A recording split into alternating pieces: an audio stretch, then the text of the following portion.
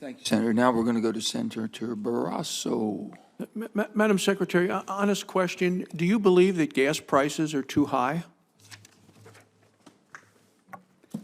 Senator, I completely understand the crunch that so many Americans are under right now. I mean, I'm thinking back. I've been driving since I was about 18, so I know that we've had other, I remember back when there were lines out the gas stations and that kind of thing. I think that Americans are still recovering from this terrible pandemic, and there are a lot of other world events that are making things difficult for all of us. So it sounds you're unwilling to say that gas prices are too high, because if you thought they're too high, I mean, I just wonder what your department has actually done specifically to lessen this terrible pain that Americans are suffering under these high gas prices. We're doing all we can, Senator. As we've mentioned several times today, production on federal lands is up. It's a 45% increase from 2020, a 9% increase from 2019. I'm sorry, that's new drilling. That's up. But the production is also up. It's at an all-time high, more than 1 billion barrels. Well, let me switch to the drought that's hitting the West, and you mentioned it as well for your home state. It's a major issue in the West. On May 3rd, the Bureau of Reclamation announced that 500,000 acre-feet of water would be released from Flaming Gorge Reservoir in Wyoming. That's going to lead to a 9-foot drop in our reservoir's water level. The action invokes drought contingency authority agreed upon by the upper basin states to maintain water surface elevations at Lake Powell. All the reclamation states in the West need water. My constituents depend on water for growing crops, for raising cattle. They depend on it for tourism. This is the lifeblood of these rural communities in the West.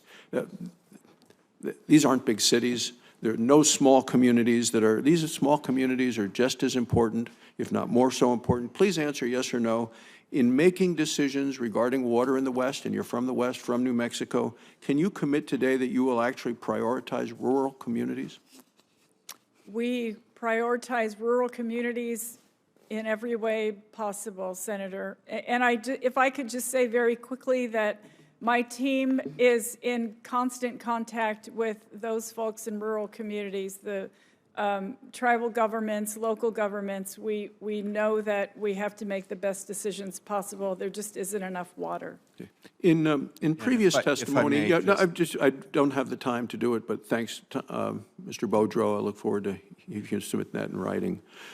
Secretary Haaland, in previous testimony, you have said clean energy is a priority for President Biden. American energy is clean energy. This chart we have is a chart of the World Bank data, shows how much flaring takes place in a country for each barrel of oil it produces. And that's been a big issue of President Biden.